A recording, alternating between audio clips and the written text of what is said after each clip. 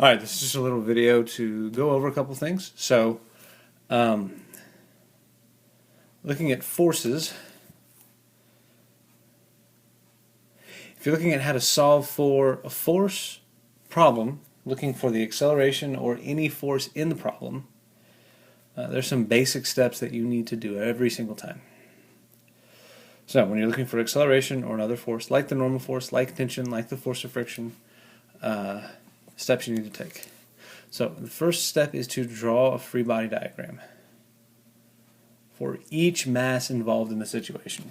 If it's just one mass, like a guy standing in an elevator, you just have one mass. If it's a two-mass system on a table or just strung over a pulley, then you have two masses to deal with.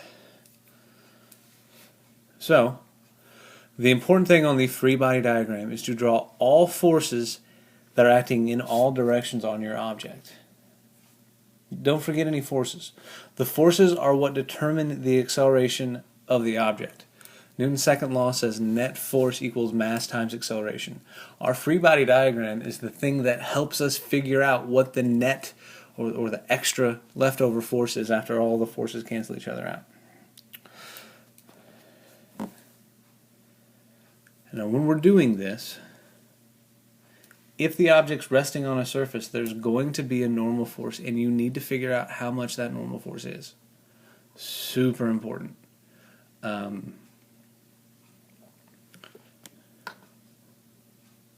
Second thing is to find the value, find the size, find the magnitude of each force that you can. So if there's weight, you can always find that if you have the mass.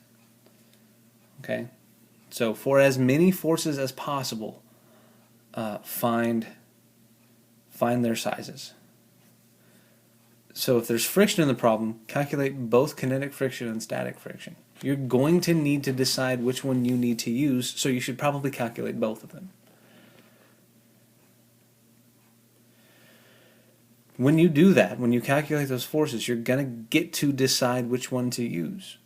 If all of your other forces, if the force of static friction is larger than the other pulling forces, than the forces opposing it, then the object is at rest and the acceleration is zero. There's no movement. Okay? So if the static friction is larger than the other forces that could possibly oppose it, there's no movement, the acceleration is zero. If, however, the static friction is less than all of those pulling forces, we're going to have movement, and you're going to need to use kinetic friction to find the acceleration. But that's a decision that you have to make any time that there's friction and you are actually given two coefficients. The third thing is to write Newton's second law, the sum of the forces equals mass times acceleration. Again, that's Newton's second law for each and every mass.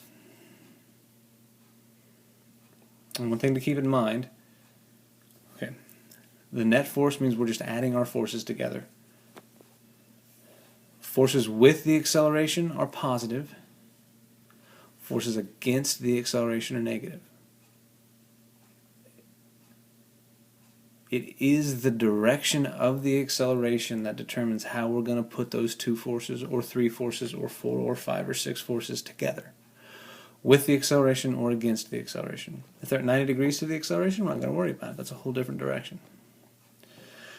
And lastly, you're going to use the equation that you just wrote, net force equals ma, to find the acceleration or to find the unknown that we're looking for.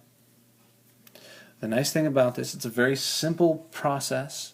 It does involve a lot, but this process will work every time.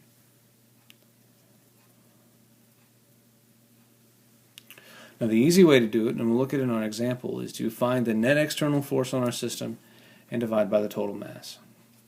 We'll look at both ways to do it. And you kind of need to know how to do both. They're very important. And again, this works every single time. So when you ask how to solve a problem, this is it. There's nothing to memorize except for this. It's a process. And this process is general enough that it can help you with almost every problem, that we're going to run into when forces are involved. So let's look at an example of one type of a problem that this helps with. So we've got a mass sitting on a table connected with a rope by a pulley to another mass. We have coefficient of static friction of 0.4, coefficient of kinetic friction of 0.3. What we want to do is find the acceleration of the system if it accelerates at all. So step one is to draw our free body diagram. So for the 10 kilogram object, we have weight down. It's 100 newtons. The weight is 100 newtons because it's 10 kilograms times 10 meters per second squared, the acceleration due to gravity. That gives us 100 newtons. That's why we write down mg for weight. That's how we calculate weight. It's sitting on the surface, so the normal force is up. There's a string pulling to the right, so we have tension. And because we have coefficients of friction, 0.4 and 0.3, we know that there's going to be friction opposing the motion of this system, so it's going to be to the left. Now, my normal force is 100 newtons. Because weight is pulling down, normal force is pushing up, nothing else is acting up or down, and my object is not accelerating in the up and down direction. Those two have to equal each other and cancel out. Normal force is 100 newtons. Now that we have the normal force, we can calculate static friction and kinetic friction. So static friction is going to be mu static times the normal force. So static friction is going to be 40 newtons. Kinetic friction is going to be 30 newtons. Now we know all of our frictions. We just don't know the tension. Let's look at the 5 kilogram object. Weight is pulling down on him. Again, mass times the acceleration due to gravity gives me 50 newtons. And acting up on this object is the string. That's going to be tension. Now we don't know it, but since it's the same string, it's going to be the same each time. Now while we're doing this, we're going to draw in the direction of the acceleration. That's important when you do this to know that the acceleration is not a force. So we're not going to draw it on our object, we're just going to draw near it for reference so that we know which way things are accelerating. So if it accelerates, the 5 kilogram mass is going to accelerate down, and the 10 kilogram mass will accelerate to the right. Now we're going to do Newton's second law for everything. For mass 1, the net force is equal to ma. And the net force, when we add our forces together, since the acceleration is to the right, the forces to the right are positive, so that's plus tension. The forces to the left are negative, that's minus friction. We're going to leave it like that because we don't know who wins yet. We don't know if we're going to need static or kinetic friction. For mass 2, start off the same way. Net force is equal to ma. In this case, we're going to accelerate down, which means the downward forces are positive, so it's plus mg minus tension, because that's opposite the direction of our acceleration. Now, what we want to do is set ma equal to the net forces each time so that it's useful. So for mass 1, we have ma equals tension minus friction. For mass 2, we have ma equals mg minus tension. Now, we're interested in the acceleration, and so I'm going to show you how to do it the hard way first. It's good to know, but we have 2 equations and 2 unknowns. Let's go ahead and plug in our numbers. 10 kilograms, mass 1, times the acceleration is equal to tension minus friction. And 5 kilograms times the acceleration is equal to the weight, 50 newtons, minus tension. I'm just plugging in some values. Now, we don't know tension, we don't know acceleration. What we're going to do is add those 2 equations together. Adding these equations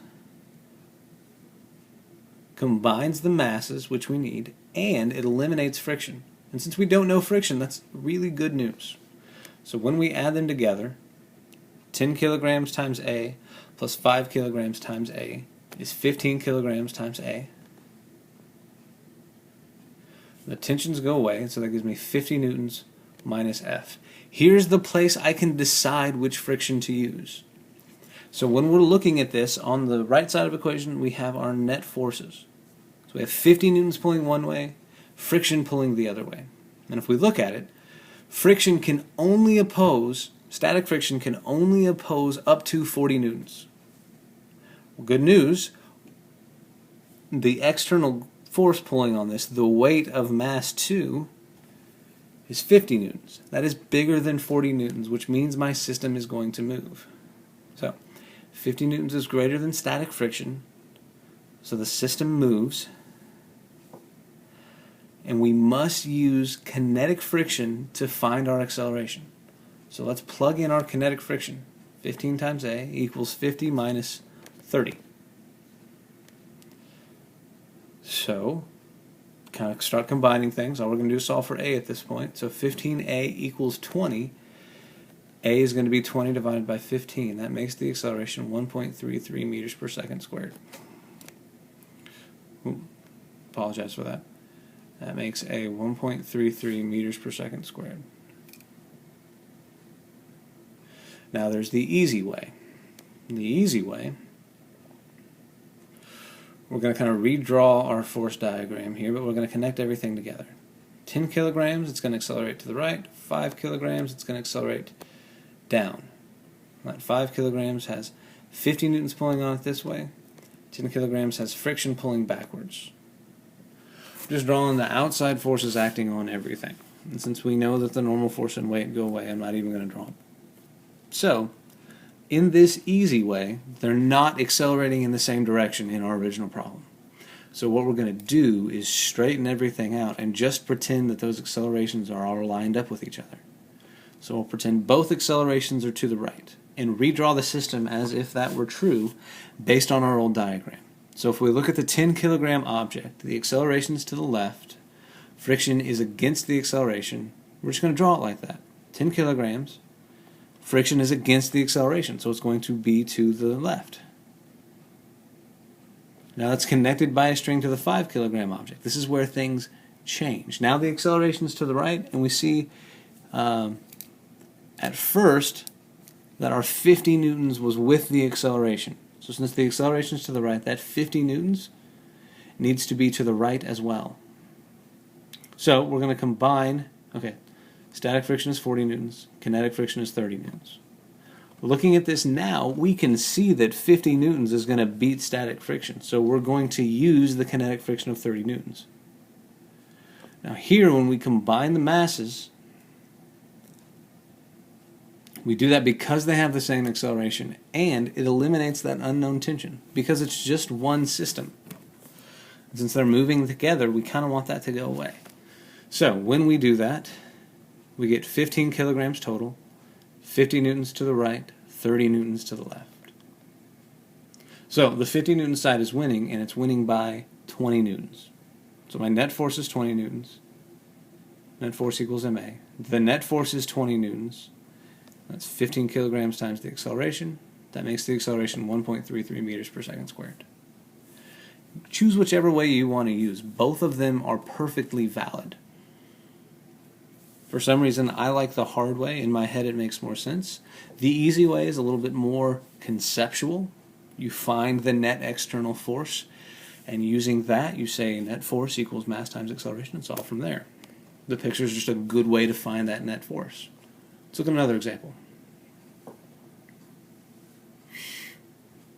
A 70 kilogram man is standing in an elevator with a downward acceleration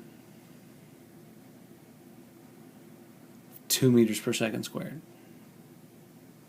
What is the normal force acting on the man? Now, before we even begin,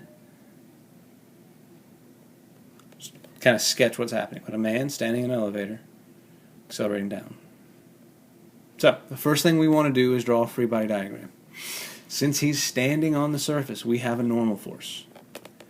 And since he's somewhere near the earth, he has weight. Weight's easy to find. It's mass, 70 kilograms, times g, the acceleration due to gravity, which here is 10 meters per second squared. So that gives me a weight of 700 newtons. And he's accelerating down at 2 meters per second squared. So, looking at this right now, I cannot say that the normal force is equal to 700 newtons because he's accelerating down. that tells me that the downward force acting on the man has to be bigger than the upward force, because there has to be a net downward force to have a downward acceleration. So let's look at Newton's second law and see if that helps us find that normal force. So net force equals ma. Start with that. And net force is our forces added together. Again, the direction of acceleration tells me what's positive. If the acceleration is down, then all the downward forces are positive. So it's positive 700 newtons, or positive mg, minus the normal force. I'm going to leave everything in terms of mg, ma, and fn right now. So ma is equal to mg minus fn. We have to solve for the normal force. So we want to move mg over. To do that, we subtract it. So minus mg from both sides. So now we have ma minus mg equals negative fn. Multiply everything by a negative sign. So instead of it being positive ma minus mg, I get positive mg minus ma equals the normal force. Now we'll just plug in our numbers.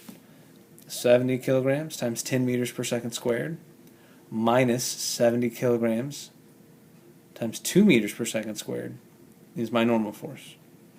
So 700 minus 140 equals my normal force.